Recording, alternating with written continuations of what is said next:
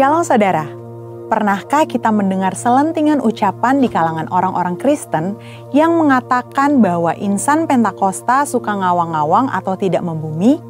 Apakah benar orang Pentakosta hanya peduli tentang karunia-karunia roh, kedatangan Tuhan Yesus yang kedua kali, dunia roh, dan hal-hal lain yang mungkin dianggap abstrak atau tidak relevan bagi kehidupan manusia di bumi pada saat ini? Tentu saja tidak. Insan Pentakosta memang sangat bergantung pada tuntunan Roh Kudus dalam hidupnya sehari-hari.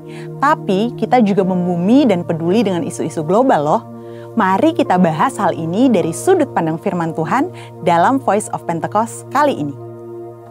Pada mulanya Allah menciptakan langit, bumi, dan segala isinya. Kemudian Allah membentuk manusia dari debu tanah sesuai dengan gambar dan rupanya sendiri. Manusia diberikan perintah untuk menguasai dan memenuhi bumi sambil menikmati persekutuan yang intim dengan Allah. Ini yang dikenal sebagai mandat penciptaan. Ini artinya kita diberikan tugas untuk terlibat dalam berbagai bidang kehidupan dan memberikan dampak sosial dengan pertolongan dari Roh Kudus. Sebagai masyarakat global, tentu insan Pentakosta tidak dapat berpangku tangan saja dan tidak peduli dengan berbagai isu hangat yang sedang berkembang di dunia. Yang pertama, perubahan iklim. Konsensus para ahli menunjukkan bukti terjadinya perubahan iklim yang diakibatkan oleh pemanasan global sebagai dampak dari kelalaian manusia dalam menjaga lingkungannya. Alkitab menuliskan kisah Nuh yang disuruh Tuhan untuk membangun sebuah bahtera yang sangat besar bersama-sama keluarganya demi mempertahankan kelestarian keragaman hayati dari hewan-hewan yang ada. Nah, sebagai insan Pentakosta yang dipimpin Roh Kudus, tentu kita juga perlu menjadi keseimbangan ekosistem yang ada. Bagaimana caranya? Dengan taat kepada berbagai peraturan pemerintah. Yang kedua, isu SARA, suku, agama, ras, dan antar golongan. Seringkali permasalahan yang terkait dengan SARA banyak ditemukan di negara-negara berkembang. Namun, di negara maju juga terjadi berbagai masalah yang berhubungan dengan isu ini. Contohnya, peristiwa demonstrasi Black Lives Matter di Amerika Serikat yang sudah muncul sejak tahun 2013 dan meledak pada tahun 2020. Di Indonesia, isu SARA seringkali dimanfaatkan dalam dunia politik. Seringkali satu pihak menyebut pihak lain dengan berbagai istilah yang sangat tidak pantas. Hal yang disayangkan ialah ada juga sebagian orang-orang Kristen yang terprovokasi dan ikut-ikutan. Nah, apa yang dikatakan Alkitab mengenai isu SARA ini? Rasul Paulus menasihati supaya gereja tidak terbagi-bagi antara golongan Paulus, Apolos, atau Kefas. Seperti yang tertulis dalam 1 Korintus 1 ayat 12-13. Selain itu, dalam Yohanes 17 ayat 21-23, Tuhan Yesus sendiri mendoakan para murid saat di Taman Getsemani supaya mereka menjadi satu. Di sini terlihat bahwa Allah berkenan kepada kesatuan dan bukan perpecahan akibat isu SARA. Di era Pentakosta ketiga ini, Roh Kudus yang dicurahkan secara dahsyat justru akan meruntuhkan berbagai benteng SARA. Dalam kitab Kisah Para Rasul, kita dapat melihat bagaimana Roh Kudus dicurahkan pertama-tama kepada orang-orang Yahudi, tetapi kemudian kepada orang-orang bukan Yahudi.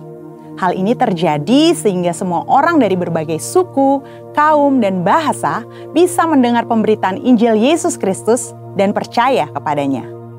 Salah satu bukti nyata bahwa insan Pentakosta menentang isu SARA adalah adanya Pentecostal World Fellowship atau PWF, di mana gereja-gereja Pentakosta di seluruh dunia dari berbagai suku dan golongan yang berbeda bergabung dalam satu misi untuk menyatukan dan memobilisasi keluarga-keluarga yang dipenuhi oleh Roh Kudus dalam rangka menyelesaikan amanat agung Yesus Kristus.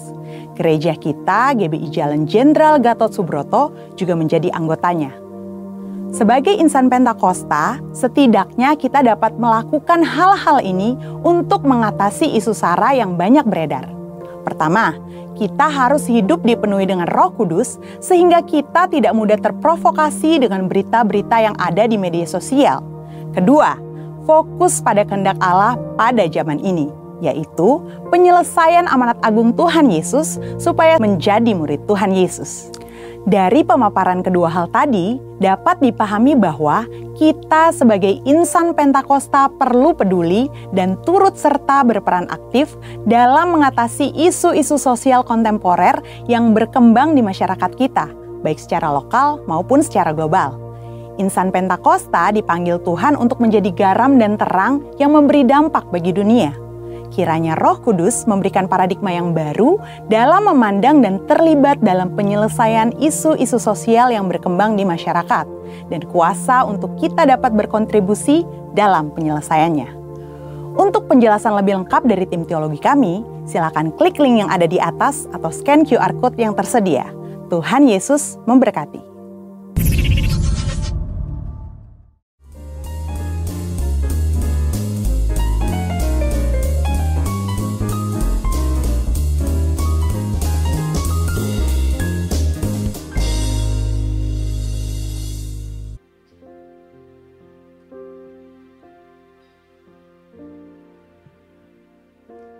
Ya Tuhanku,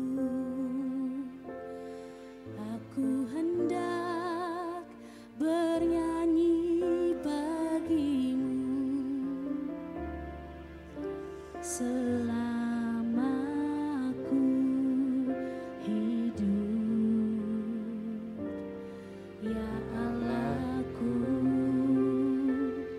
aku hendak bermazmur bagimu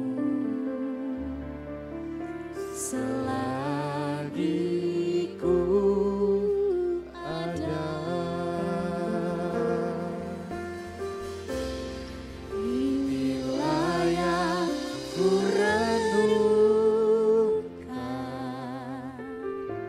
setiap waktu. Nyanyian pujian dan pengagungan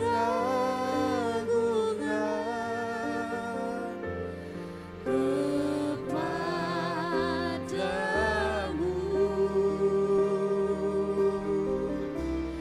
Biarlah manis kau dengar, Tuhan, manis kau dengar,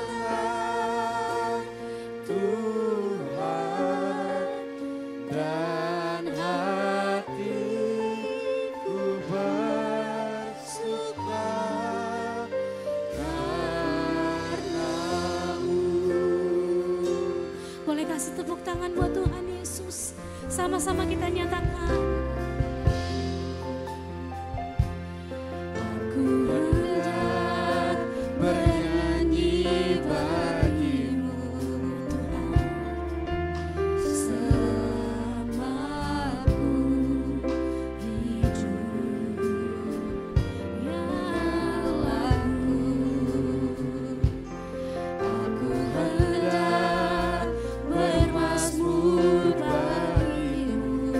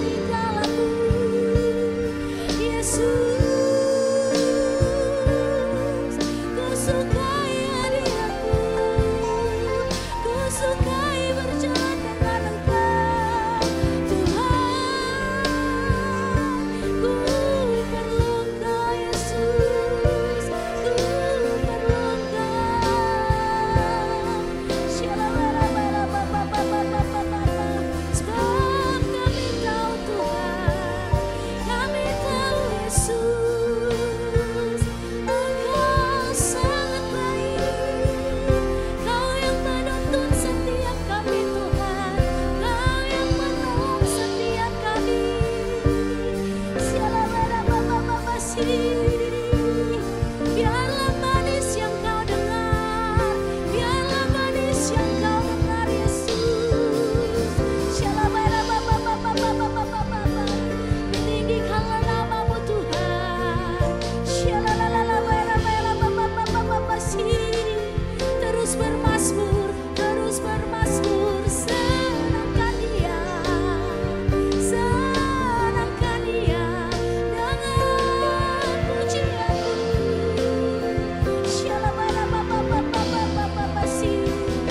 Engkau layak Tuhan, Ku terima persembahan kami.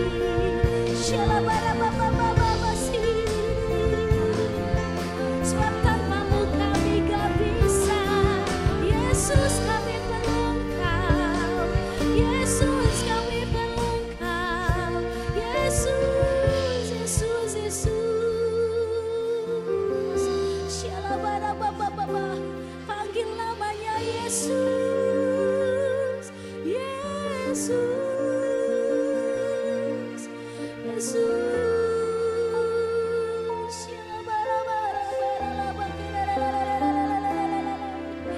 Diberkatilah engkau, diberkatilah setiap engkau yang ada di tempat ini.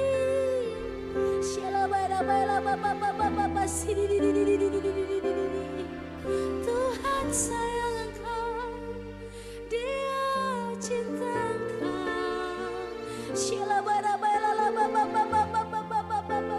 Biarlah yang manis yang kau dengar Tuhan.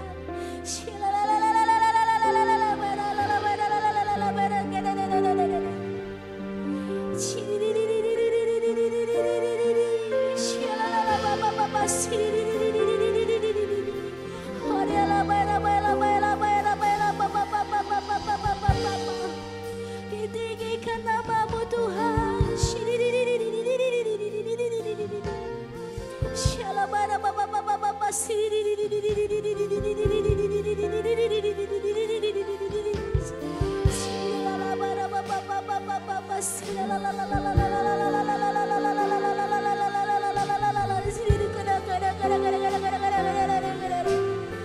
Puji namamu Tuhan. Yesus, Yesus, Yesus.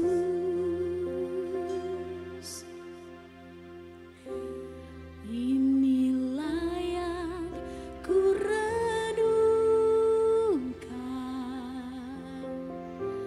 setiap, biarlah hanya firman-Mu Tuhan. Nyanyian puja dan pengagungan kepadamu.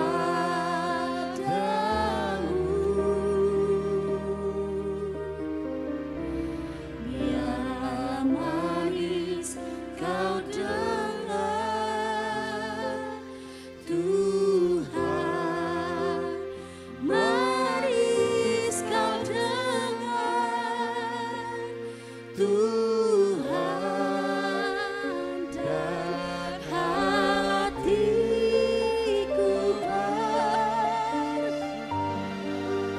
Saya undang untuk bangkit berdiri dalam hadirat Tuhan. Sama-sama kita katakan, inilah yang ku renungkan, inilah yang ku renungkan setiap waktu. Nyanyian puja dan pengagungan kepadamu.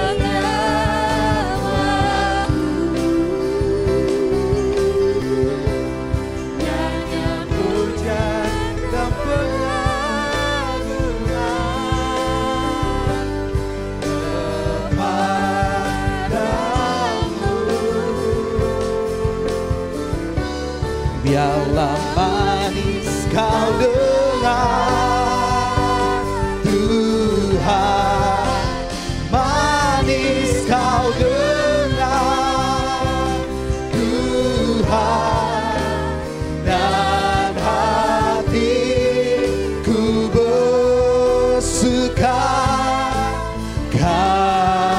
Boleh sekali lagi kita menyembah Tuhan, katakan kemuliaan Bapa, kemuliaan Bapa, kemuliaan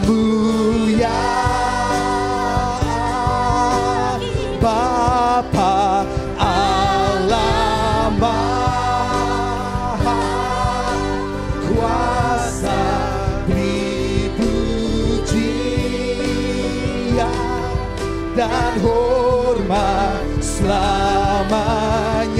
Ayo minta kemuliaan dari Bapa, kemuliaan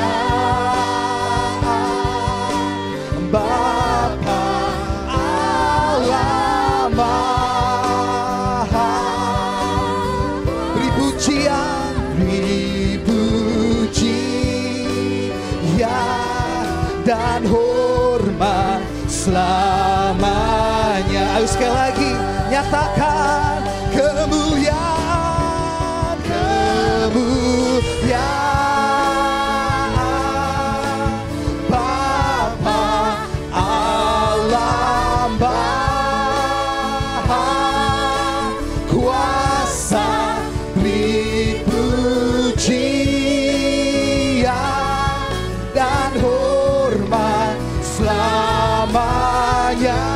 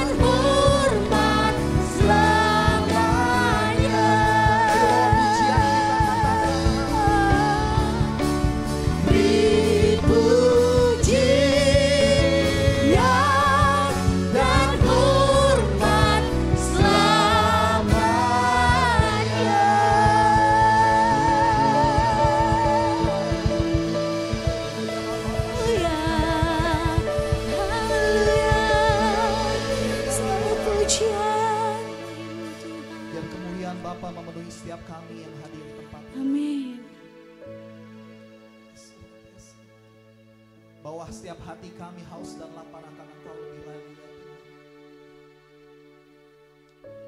Bahwa setiap kami pribadi lepas pribadi Tuhan mengalami perjumpaan dengan Engkau. Bahwa setiap kami pribadi demi pribadi Tuhan mengalami roh-Mu Tuhan. Mengalami kehidupan yang terus bertumbuh di dalam Engkau. Sore malam hari ini ya Pak, kami mau duduk diam lagi dalam hadirat. Kami ingin mendengarkan apa yang menjadi isi hati. Bapa, berbicaralah atas setiap kami anak-anak-Mu di tempat ini. Roh Kudus, beracaralah di tengah-tengah kami. Dalam setiap hati pikiran kami, Kau yang berbicara atas setiap kami. Tidak ada yang terlewatkan satupun Tuhan dari setiap kami. Kami semua di tempat ini mengalami Roh Kudus. Kami semua di tempat ini mengalami kasih. Biarlah sore malam hari ini berbicaralah atas setiap kami. Pakai mulut bibir hamba-Mu Tuhan. Dan pakai kami semua dengan kuat kuasa. Di dalam nama Yesus Tuhan, mari yang siap mendengarkan firman Tuhan sama-sama boleh kita katakan amin. Sekali lagi kita berikan tepuk tangan buat nama Tuhan. Silakan duduk kembali Bapak Ibu Saudara yang dikasihi Tuhan. Seperti biasa Michelle standby ya. Kasih kunci Afrika. Sekali lagi shalom Bapak Ibu Saudara. Wah, suaranya belum ada semua nih, belum semuanya belum keluar semuanya. Sekali lagi shalom Bapak Ibu Saudara. It's good. Okay, it's awesome. Kita bersama-sama malam hari ini ada di dalam minggu yaitu pencurahan Roh Kudus. Katakan pencurahan Roh Kudus. Pencurahan Roh Kudus harus kita alami semua sebagai anak-anaknya. Karena apa janjinya? Karena dia naik ke surga dan memberikan Roh Kudusnya atas setiap kita semua. Jadi itu harus kita alamin Bapak Ibu Saudara. Dan hari ini saya akan kasih tema, boleh ditampilkan slide-nya. Holy Spirit atau Roh Kudus. Tapi berkaitan dengan tema kita, tema bulanan kita, pengharapan versus kasih. Mana yang lebih besar? Jadi saya coba kaitkan pengharapan dan kasih dengan Roh Kudus. Siap belajar Bapak Ibu Saudara? Siap mendengarkan firman Tuhan sore malam hari ini? Yuk kita buka slide berikutnya. 1 Korintus 13 ayat 13 berkata, demikianlah tinggal ketiga hal ini, yaitu iman, pengharapan, dan kasih. Dan yang paling besar di antaranya ialah kasih. Katakan amin. Jadi Bapak Ibu Saudara, berapa kali Bapak Ibu Saudara sudah mendengarkan tentang hal ini? Dari bulan kemarin, bulan ini, I think bahkan 2 bulan sebelumnya. Kita akan terus berkatakan tentang ini sampai nanti bulan depan, Bapak Ibu Saudara. Kalau Bapak Ibu Saudara simak baik-baik, Bapak Ibu Saudara sekarang bisa lihat di YouTube setiap khotbah-khotbah dari GBI Pondok Gede Plaza. Dan saya sarankan kalau Bapak Ibu ada waktu, ayo belajar di situ tentang tema kita, tentang konsisten. Bagaimana kita bisa konsisten? Kita harus mempunyai iman, pengharapan, dan kasih. Dan di hal ini Bapak Ibu Saudara, iman, pengharapan, dan kasih terus diperkatakan di dalam beberapa bulan ini. Tiga-tiganya gak bisa berdiri sendiri, katakan yes. Tiga-tiganya harus berjalan bersama-sama. Tapi yang dikatakan di sini yang paling besar adalah kasih. Tapi semuanya saling berkaitan. Semuanya saling terhubung. Semuanya saling perlu satu sama lain. Gak boleh gak ada satu gitu. Kemarin dialegorikan seperti tiang-tiang yang ada di gedung ini. Coba tiang gedung ini satu dicopot aja, apa yang terjadi? Ambruk, runtuh ini gedung. Makanya iman, pengharapan, kasih itu gak boleh ada hilang salah satunya. Kita harus terus punya dalam kehidupan kita. Yang mau punya iman, pengharapan, dan kasih boleh katakan amin. Lalu next, bicara tentang pengharapan, boleh diperbesar. Roma 5 ayat 5 berkata seperti ini, Bapak Ibu Saudara. Dan pengharapan tidak mengecewakan. Boleh katakan yes. Karena apa? Karena kasih Allah telah dicurahkan di dalam hati kita oleh Roh Kudus yang telah dikaruniakan kepada kita. Apa sih yang kita belajar dari firman Tuhan ini Bapak Ibu Saudara? Saya mau tekankan pengharapan kita bukan pengharapan kepada manusia. Boleh katakan amin. Pengharapan kita hanya kepada Tuhan. Dan bagaimana kita bisa berharap berpegang teguh sama Tuhan? Caranya adalah lewat Roh Kudus. Roh Kudus membuat setiap kita bisa terkoneksi dengan Tuhan. Membuat setiap kita bisa terhubung dengan Tuhan. Roh Kudus perlu ada di dalam setiap hati kita. Kenapa? Kalau gak ada Roh Kudus, pengharapan akan mengecewakan. Lihat ayat ini. Pengharapan tidak mengecewakan. Karena ada apa? Kasih Allah. Dan ada Roh Kudus. Wow. Jadi Bapak Ibu Saudara, saya ingin menekankan kepada kita semua. Yuk, saya juga masih belajar Bapak Ibu Saudara. Kita harus punya pengharapan yang bukan pengharapan kepada manusia. Kita harus punya pengharapan yang bukan karena kekuatan diri kita sendiri. Boleh katakan amin. Artinya apa sih pengharapan yang bukan karena kekuatan diri kita sendiri? Artinya gini, kita berharap pada kemampuan kita. Kita berharap kepada mungkin orang yang ada di sekitar kita. Kita berharap mungkin kepada kepintaran kita. Kita mungkin berharap kepada apapun, pengalaman kita. Contoh, saya seorang WL. Sekian lama WL. Saya bisa langsung gunakan pengalaman-pengalaman yang saya sudah tahu saya gunakan tanpa mempedulikan Roh Kudus, tanpa mempedulikan Tuhan mau apa. Sama seperti, apalagi contohnya, saya seorang pelajar yang akunting. Saya ngerti tata buku, saya ngerti. Saya bisa. Tapi saat menghadapi satu kondisi, masalah atau apapun, mungkin kadang-kadang itu gak bakal bisa menjadi jawaban. Roh Kudus yang sanggup memberi jawaban. Sama seperti hal yang seperti itu. Jadi pengharapan tidak mengecewakan. Karena apa? Kasih Allah telah dicurahkan di dalam hati kita oleh Roh Kudus yang telah dikaruniakan kepada kita. Mari kita bicara tentang kasih. Next slide. Dikatakan tadi di ayat sebelumnya 1 Korintus 13 ayat 13 berkata, yang terbesar ialah kasih. Saya mau katakan, ya, bagi saya iya, terbesar ialah kasih. Tapi sekali lagi tidak bisa dihilangkan semua. Tapi terbesar adalah kasih. Karena kalau kita nggak punya kasih sama Tuhan, kita nggak bisa mengharapkan Tuhan. Kita nggak bisa naruh pengharapan kita sama Tuhan. Kalau kita nggak punya kasih sama Tuhan, iman kita itu katanya sia-sia. Di dalam ayat kasih kepada Allah perintah yang utama di dalam ayat berikutnya. Ulangan 6 ayat 1 sampai 2. Bapak Ibu Saudara, anak-anak youth, ada Nomi di sini, ada Yosafat di sini, ada Ajeng, ada berapa yang mungkin ikut youth. Kita lagi Bible study dan tiba-tiba dapatnya ayat tentang ini, kasih kepada Allah. Kita kaitkan dengan Matius. Kalau Bapak Ibu Saudara lihat di Matius, ada perintah hukum yang terutama. Apa? Kasihlah Tuhan Allahmu dan sesamamu. Itu adalah perintah yang utama dan yang terutama, kata Tuhan Yesus. Ternyata kita pas kulik-kulik, ternyata hal ini ada di dalam kitab perjanjian lama. Di Ulangan 6 ayat 1 sampai 2. Berkata seperti ini, bahkan perikopnya sama. Kasih kepada Allah adalah perintah yang utama. Boleh diperbesar slide-nya. Firman Tuhan berkata, inilah perintah, yakni ketetapan dan peraturan yang aku ajarkan kepadamu atas perintah Tuhan Allahmu, untuk dilakukan di negeri kemana kamu pergi untuk mendudukinya. Supaya seluruh hidupmu, engkau dan anak cucumu, takut akan Tuhan Allahmu, dan berpegang pada segala ketetapan dan perintahnya yang kusampaikan kepadamu, dan supaya lanjut umurmu. Jadi pegang baik-baik Bapak Ibu Saudara. Ini bukan hanya perkataan kepada bangsa Israel, tapi kepada kita semua yang hadir di sini yang setuju boleh katakan amin. Saat kita memperhatikan perintah, ketetapan, peraturan yang Tuhan ajarkan kepada setiap kita, dimanapun kita berada, khususnya kita yang ada di Pondok Gede,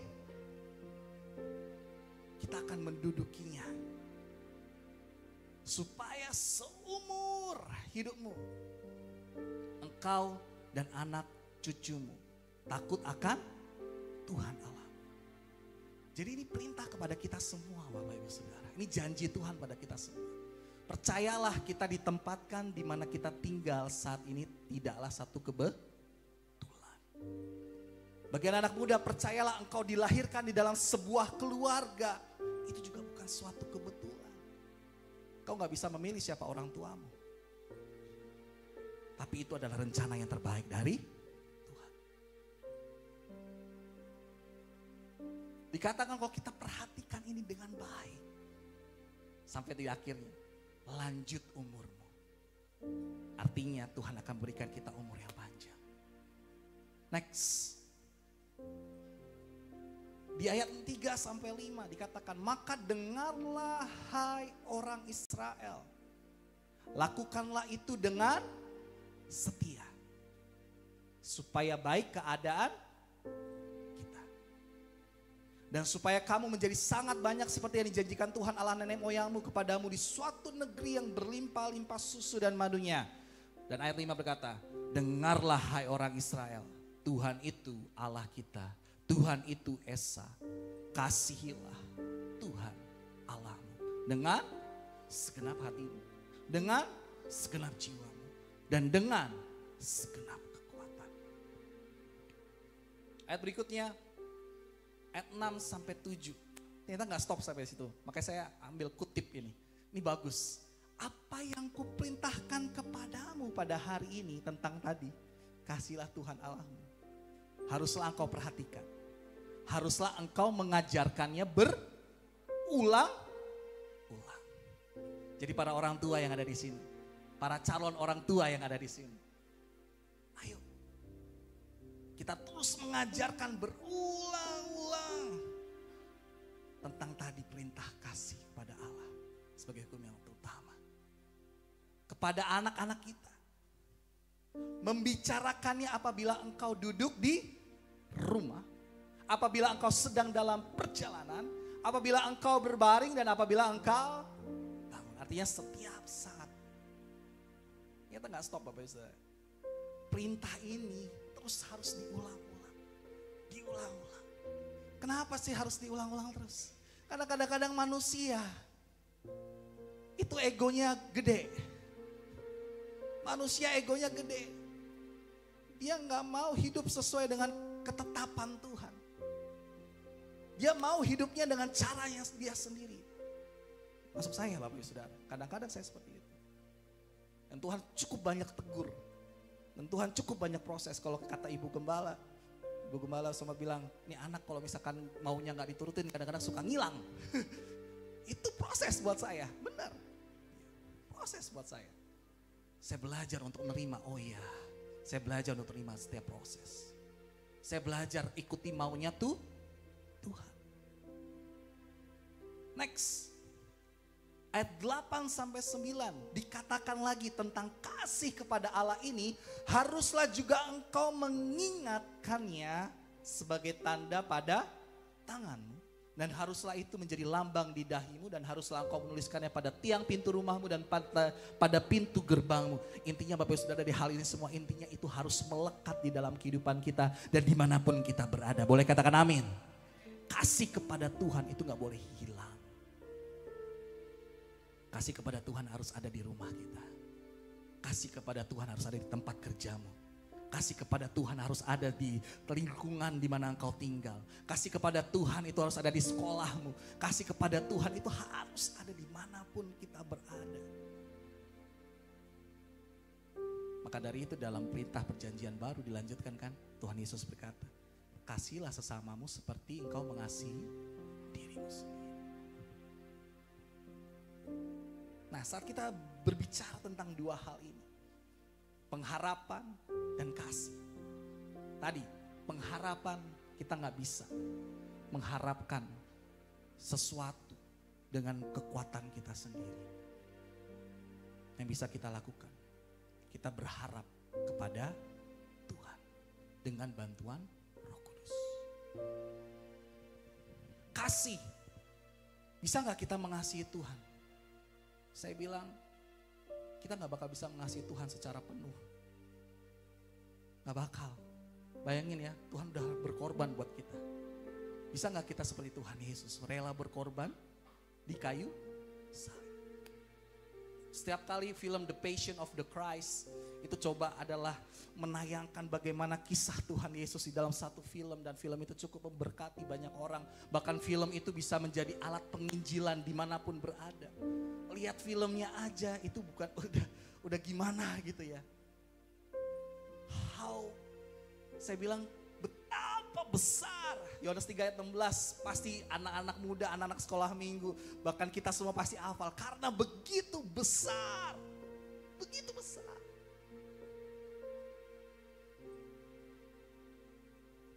Jadi kita bisa mengasihi Tuhan karena Tuhan sudah mengasihi kita terlebih dahulu. Bukan karena kekuatan kita. Bukan karena maunya kita. Dan dari kedua hal ini, pengharapan dan kasih, dari sudah apa yang saya bagikan, kita lihat betapa perlunya Roh Kudus, satu pribadi itu. Next. Pribadi yang saya bilang mungkin Bapak Ibu Saudara banyak bertanya-tanya, seperti apa itu Roh Kudus? Kak, apakah kalau dipenuhi Roh Kudus harus berbahasa roh? Kak, Roh Kudus itu kayak gimana bentuknya? Kalau mau ikut belajar lebih dalam, Bapak Ibu Saudara bisa belajar ikut Kom 100 Bapak Ibu Saudara. Di situ dijelasin banget. Tapi saya bagikan secara sedikit. Roh Kudus, next slide. Klik lagi. Roh Kudus itu adalah penggenapan janji Allah. Boleh diperbesar? Yoel 2 ayat 28 sampai 29 berkata, kemudian daripada itu aku akan mencurahkan roh ke atas semua manusia.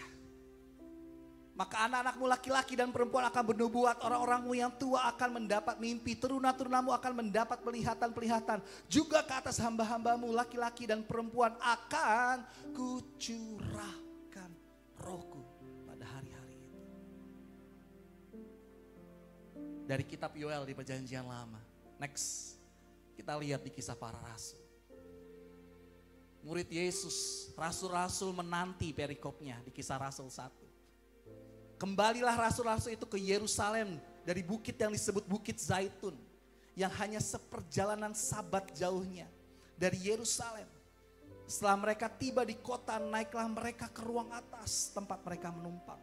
Mereka itu ialah Petrus, Yohanes, Yakobus, Andreas, Filipus, Thomas, Bartolomeus, Matius, Yakobus bin Alfeus, Simon orang Zelot, Yudas bin Yakobus. Saya tekankan di situ. Mereka semua bertekun dengan sehati dalam doa bersama-sama. Dengan beberapa perempuan serta Maria ibu Yesus dan dengan saudara-saudari Yesus. Apa yang dilakukan oleh rasul-rasul? Nantikan. Menjawab pertanyaan saya tadi. Kak, Roh Kudus itu seperti apa? Kak, bagaimana kita ngalamin Roh Kudus? Jawaban saya simple. Nantikan.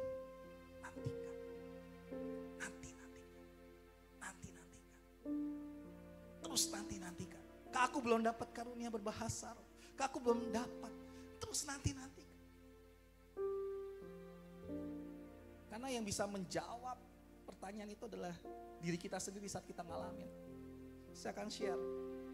Saya juga gak tahu waktu itu kalau itu adalah Roh Kudus. Saya mengalami baptisan Roh Kudus pada selesai retreat.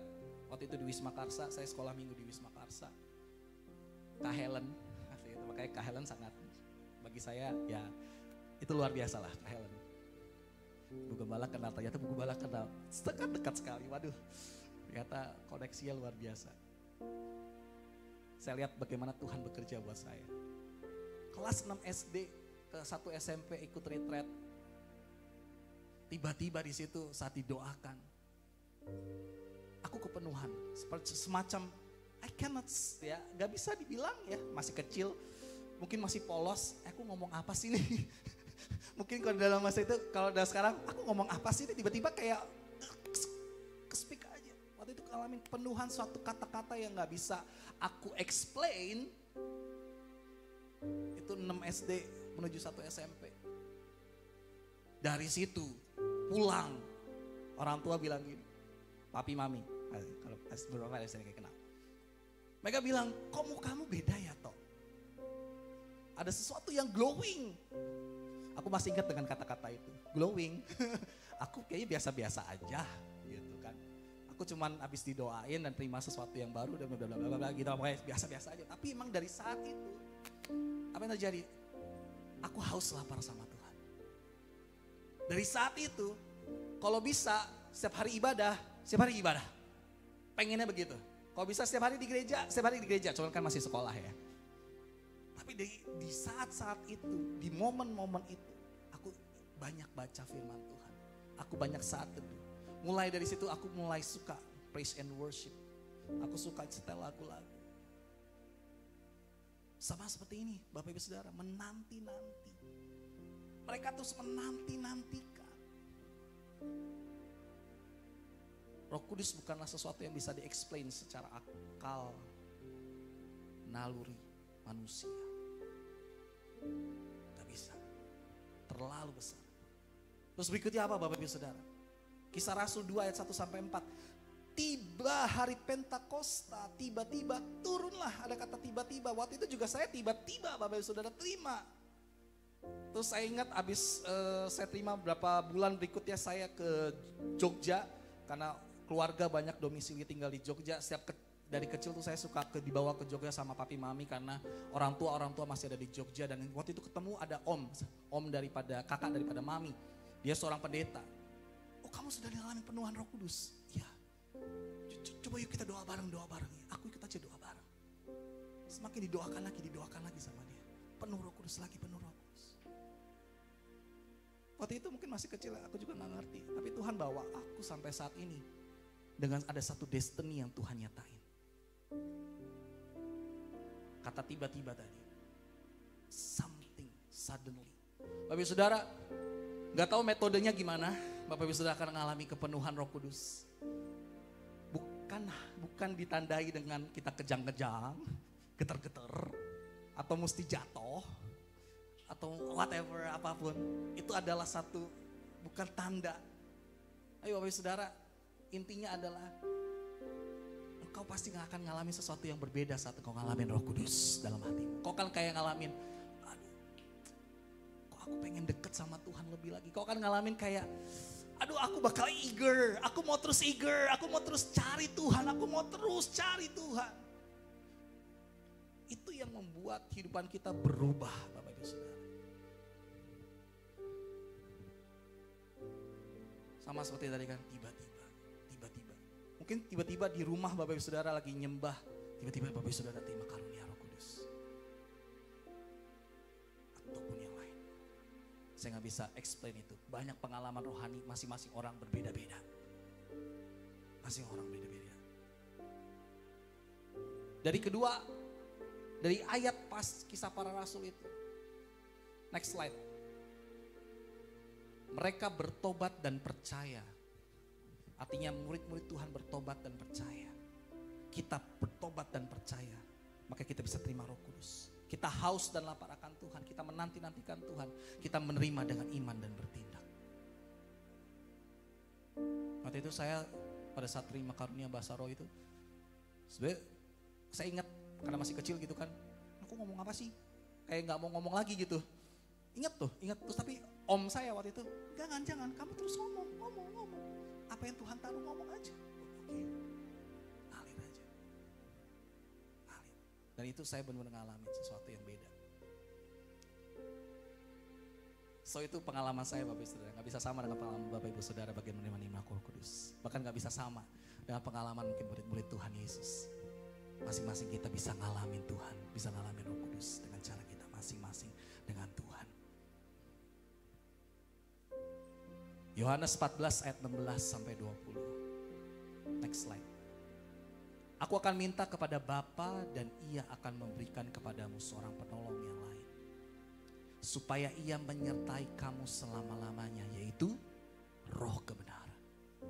Dunia tidak dapat menerima Dia sebab dunia tidak melihat Dia dan tidak mengenal Dia. Tetapi kamu mengenal Dia sebab Ia menyertai kamu dan akan diam di dalam kamu. Aku, kata Tuhan, tidak akan meninggalkan kamu sebagai yatim piatu. Aku datang kembali kepadamu. Tinggal sesaat lagi. Dan dunia tidak akan melihat aku lagi. Tetapi kamu melihat aku. Sebab aku hidup. Dan kamu pun akan hidup. Pada waktu itulah kamu akan tahu bahwa aku di dalam Bapa-Ku. Dan kamu di dalam aku. Dan aku di dalam kamu. Kita sedikit bahas ayat ini. Boleh diperbesar ayatnya. Gak kebetulan tadi pagi Bu Iren membagikan secara spesifik tentang Roh kebenaran. Bapak Saudara bisa lihat YouTube ya. It's good. Dan saya mau bagikan ini juga Bapak Saudara. Roh Kudus, Dia adalah seorang penolong. Dia adalah Roh kebenaran. Hari-hari ini Bapak Ibu Saudara, kebenaran itu menjadi sesuatu yang hal dipertanyakan terus. Apakah ini benar? Apakah itu benar? Kita perlu kebenaran yang berasal daripada Roh Kudus. Karena Dia Roh kebenaran.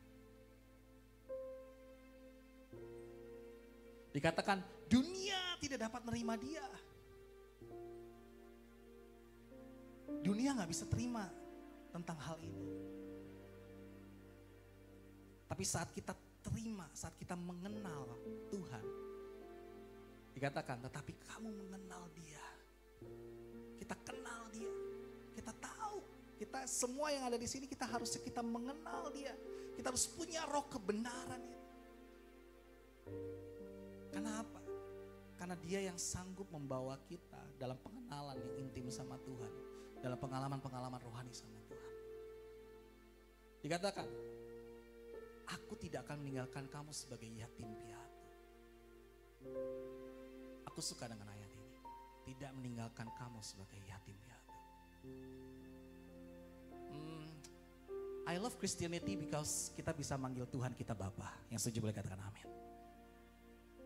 Terlepas mungkin Bapa yang di dunia yang kita lihat. Aku gak tahu background Bapak Ibu Saudara seperti apa. Terlepas dari hal itu semua.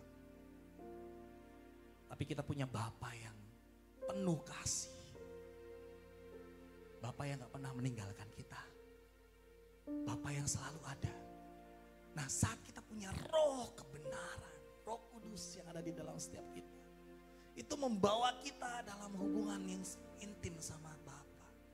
Membawa kita bisa memanggil Dia Bapa.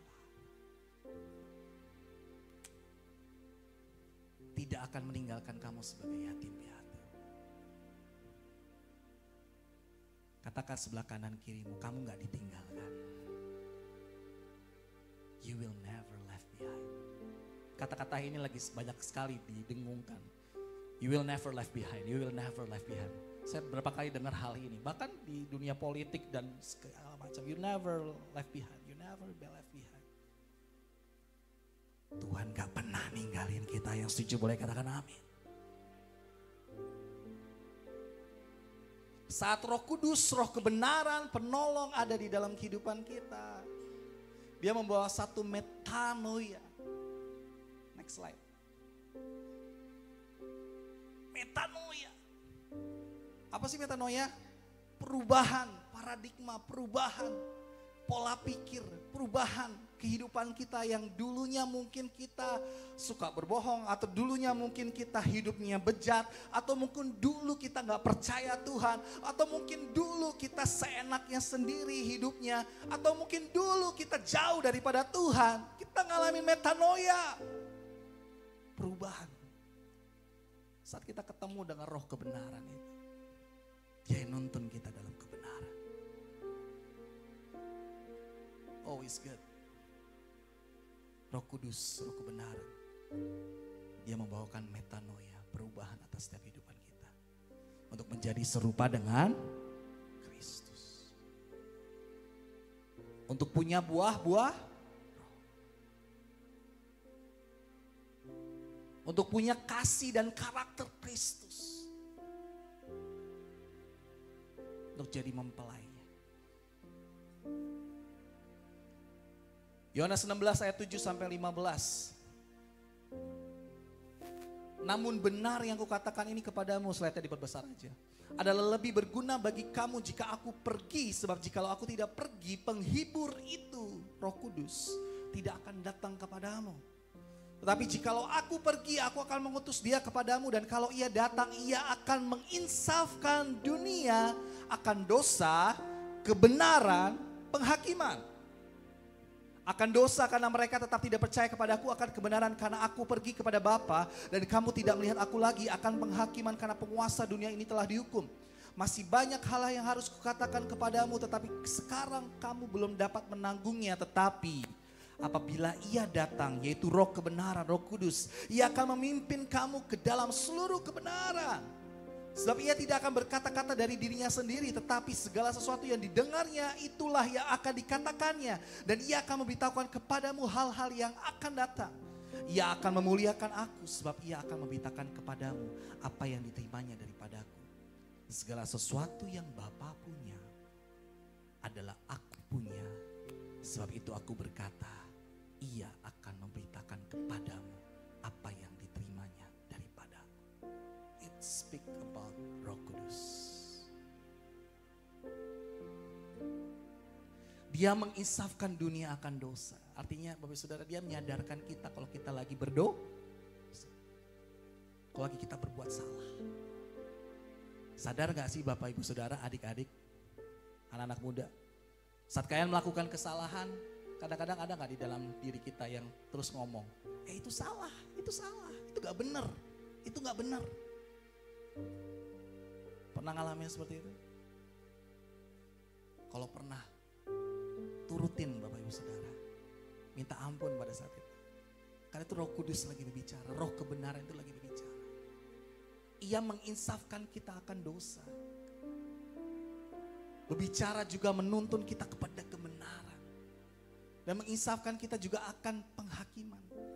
Aku suka dengan ayat berikutnya, Roma 8 ayat 15 sampai 16. Sebab kamu tidak menerima roh perbudakan di perbesar raja yang membuat kamu menjadi takut lagi. Tetapi kamu telah menerima roh yang menjadikan kamu anak Allah. Oleh roh itu kita berseru, ya Aba, ya Bapa. Roh itu bersaksi bersama-sama dengan roh kita bahwa kita adalah anak-anak.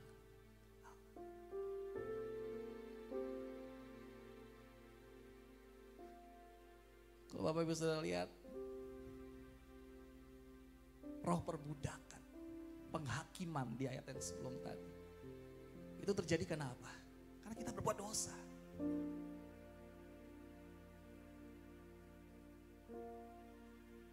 Saat kita berbuat dosa pasti hal-hal yang terjadi sama kita, saya ngalamin sendiri. Saat kita berbuat dosa, hal-hal yang terjadi sama saya adalah apa? Tuduhan kepada diri sendiri, mengasihani diri sendiri, semakin mengasihani diri sendiri. Makanya jangan berbuat dosa lagi. Kalau enggak, itu ada perbudakan di situ. Kalau enggak, makanya di situ ada namanya penghakiman di situ. Tapi Tuhan mau katakan sama kita enggak menerima roh perbudakan yang membuat kita menjadi takut lagi. Tapi kita terima roh kebenaran, roh kudus itu yang bisa menyatakan bahwa ya Aba, ya Bapa. I love it. Aku suka ini.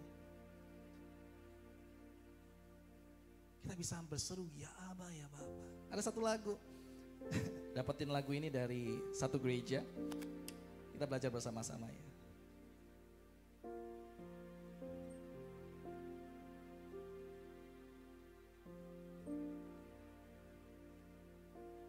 Di rumah Bapakku diterima, ku disayang sepenuhnya.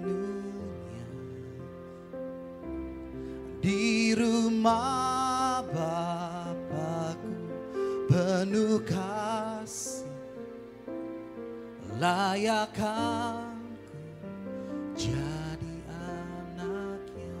Sekali lagi kita katakan. Di rumah Bapakku diterima, ku disayang sepenuhnya. Di rumah Bapakku penuh kasih, layak aku jadi anaknya. So how they're related? Bagaimana hubungannya Roh Kudus tentang pengharapan dan kasih? Dia membawa kita mengerti bahwa Dia adalah Bapa yang mengasihi kita. Bahwa Dia adalah Bapa yang tidak pernah meninggalkan setiap kita. Kita tidak akan dibiarkan sendiri. Jadi saat kita datang kepada Tuhan dengan kasih, dengan pengharapan yang ada dikandung dari Roh Kudus.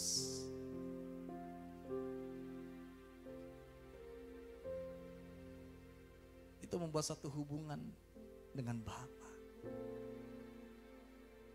Seperti kalau Bapak Ibu Saudara tahu kisah tentang Adam dan Hawa. Seperti saat itulah Tuhan sudah inginkan kita punya hubungan dengan Bapa di surga itu bisa langsung berkomunikasi. Kita bisa rasakan kasih Tuhan. Kita bisa rasakan Bapa. Kita bisa rasakan Dia ada di sini. Kita bisa rasakan Roh Kudus. Saya percaya kita bisa rasakan. Kita bisa tahu saat Roh Kudus sedang berbicara dalam hidup kita. Sebenarnya kita bisa. Tapi kadang-kadang yang membuat itu semua jadi buram adalah dosa atau hidup secara dunia. Makanya tadi kan dunia tidak mengenal Dia. Tapi kita sebagai anak-anak Tuhan yang sudah mengenal Dia, harusnya kita mengenal Dia.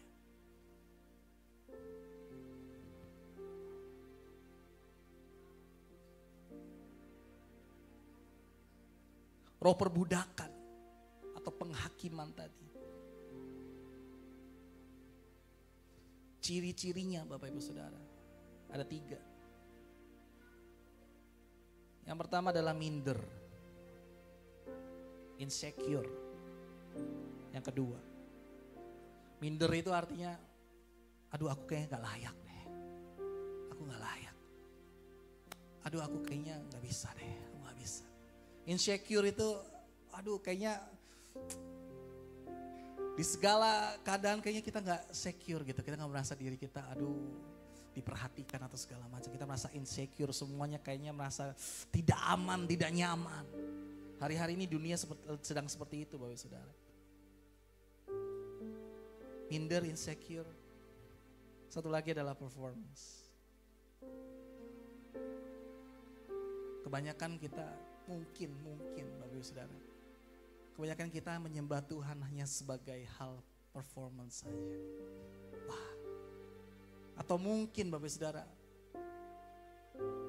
kita datang ke gereja setiap hari Minggu karena biar kita dibilang Kristen. Padahal enggak. Semestinya saat kita datang hari Minggu kita beribadah karena kita mengasihi Tuhan. Dan bahkan setiap hari mestinya kita rindukan Tuhan. Itu yang mestinya. Jadi bukan hanya sekedar performance. Biar lu dibilang orang Kristen, lu datang ke gereja.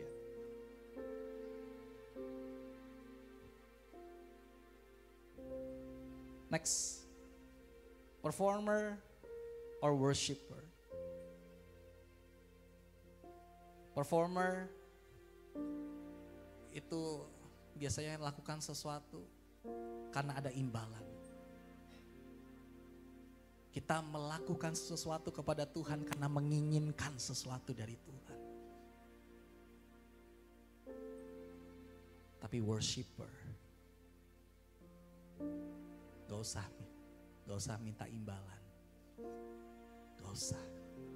Kita tahu kalau Tuhan kasih kita, kita harus kasih Tuhan lebih lagi. Itu worshiper. Itu yang harus kita punya. Sehingga setiap orang di muka bumi ini, slide terakhir. Ini janji Tuhan pada setiap kita Bapak Saudara. Setiap orang di muka bumi ini akan mengalami perjumpaan yang otentik dengan Tuhan. So the related is, hubungan pengharapan kasih kita adalah, ayo punya pengharapan kasih kita yang otentik sama Tuhan. Yang didasari dengan hubungan sama Tuhan. Yang didasari dengan Roh Kudus yang ada di dalam diri kita. Bukan pengharapan atau kasih yang manusia atau kita usahakan. Tapi oleh karena ada Roh Kudus. Mari kita berdoa bersama-sama. Di rumah Bapakku diterima. Ku disayang sepenuhnya di rumah Bapakku penuh kasih, layakkan ku jadi.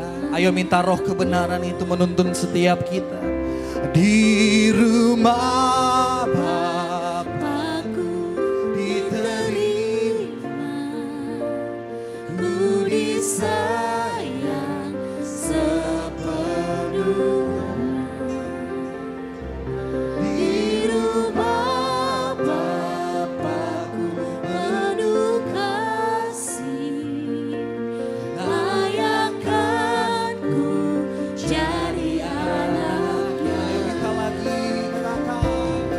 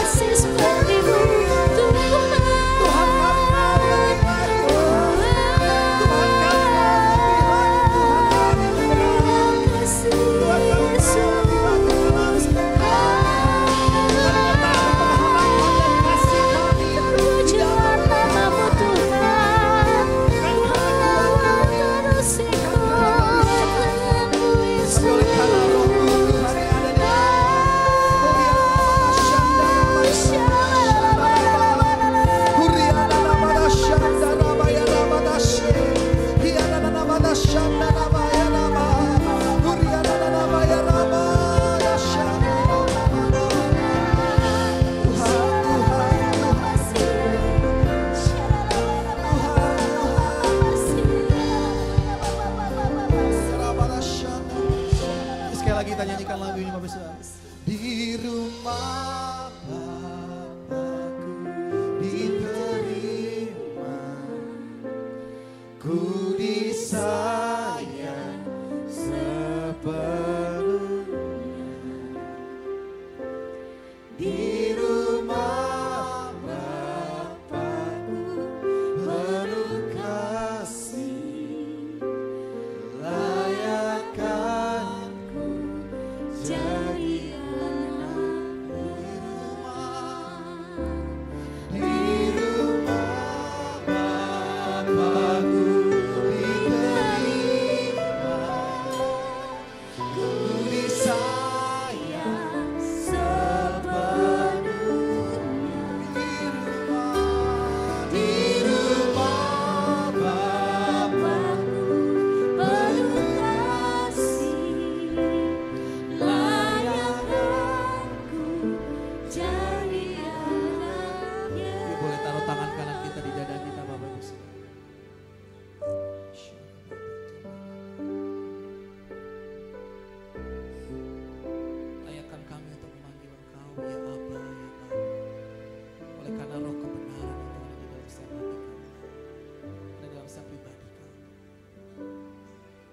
mengasihi Tuhan lebih lagi. Aku mau mengasihi Tuhan lebih lagi. Aku mau mengasihi Tuhan lebih lagi. Aku mau hidup lebih lagi mengasihi-Mu Tuhan. Aku mau hidup lebih lagi Tuhan untuk Kau tuntun di dalam roh-Mu Tuhan. Biarlah kebenaran daripada-Mu berbicara atas setiap kami. Biarlah Roh Kudus yang lembut dan manis itu berbicara dalam setiap kehidupan kami. Biar kami semua sore malam hari ini yang ada di tempat ini benar-benar mengalami perjumpaan yang otentik dengan Engkau. Ngalamin Tuhan. Karena gak bisa tanpa Engkau Tuhan. Kami gak bisa tanpa Engkau. Kami gak bisa tanpa Engkau Tuhan. Kami butuh Tuhan, kami perlu Tuhan dalam kehidupan kami. Kami butuh Tuhan, kami perlu Tuhan dalam kehidupan kami. We cannot do by ourselves, by our strength. Kami gak bisa lakukan semuanya dengan kekuatan kami, dengan kehebatan kami.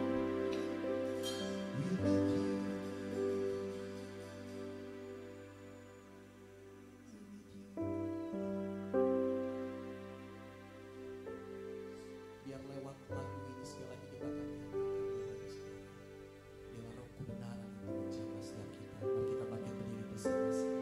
Di rumah Bapakku diterima, ku disayang sepenuhnya.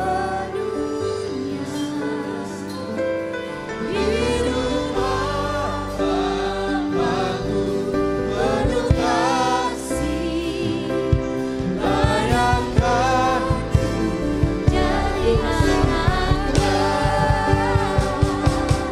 Di rumah Bapakku diterima, ku disayang sepenuhnya.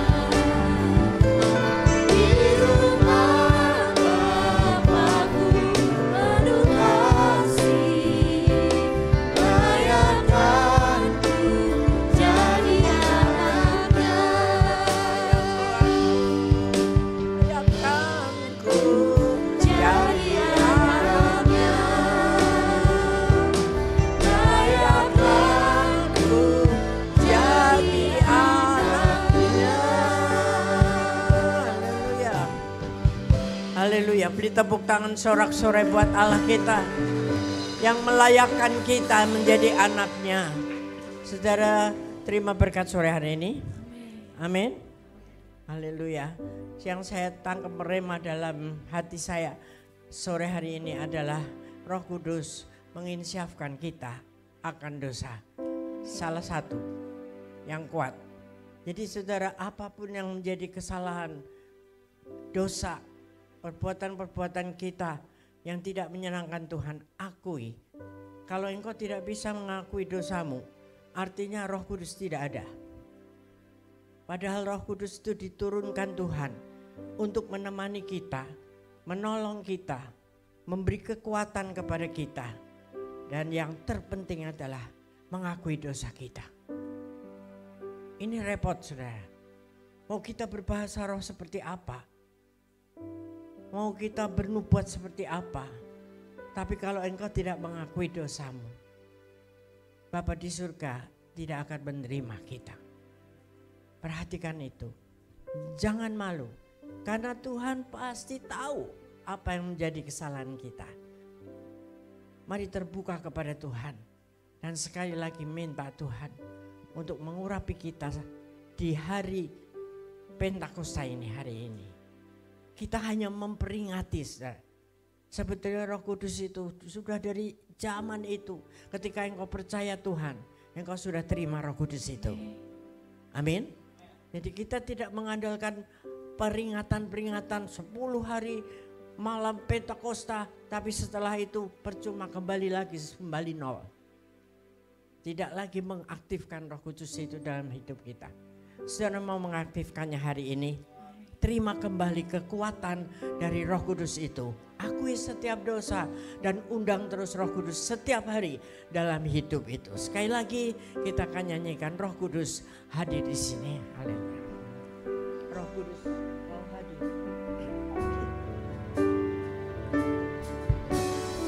Roh Kudus kau hadir di sini. Roh Kudus ku mengasihimu. Kau lembut, kau manis, kaulah penghiburku, penolongku diutus kepadamu. Buka hati untuk Roh-Mu Tuhan. Buka hati menyembahmu Yesus. Jamahlah kami, penuhi kami dengan kuasa Allah Maha Tinggi. Ku buka hati untuk Roh-Mu Tuhan. Ku buka hati menyembahmu Yesus. Jamahlah kami, penuhi kami dengan kuasa Allah Maha Tinggi. Dengan kuasa Allah Maha Tinggi. Dengan kuasa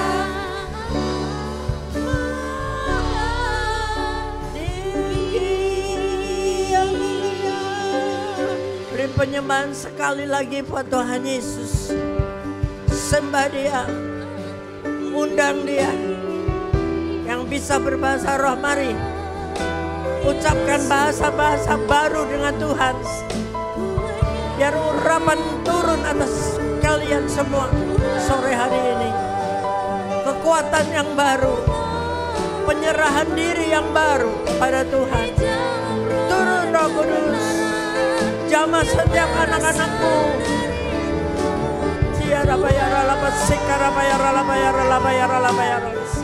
Buka hatimu untuk terima pengurapan yang baru, kekuatan yang baru. Terima kasih Tuhan, terima kasih Tuhan.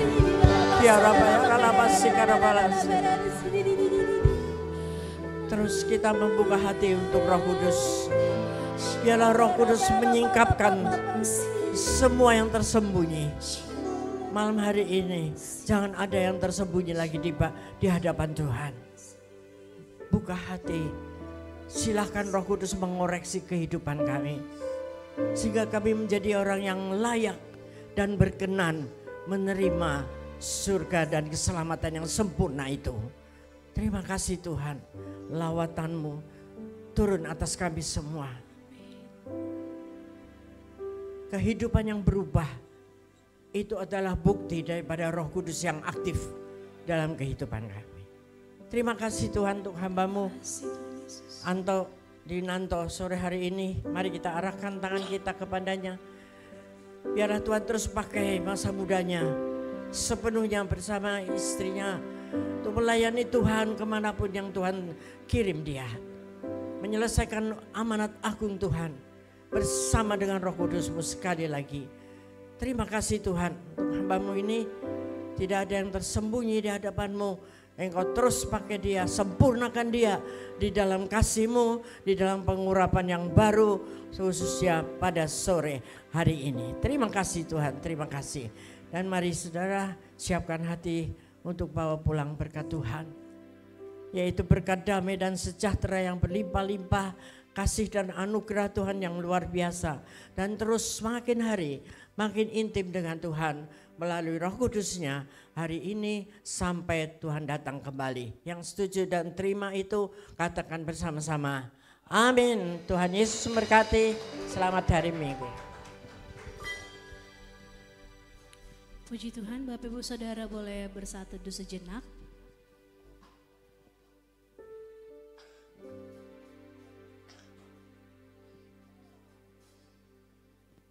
Ibadah sore hari ini telah selesai. Selamat hari Minggu, Tuhan Yesus memberkati.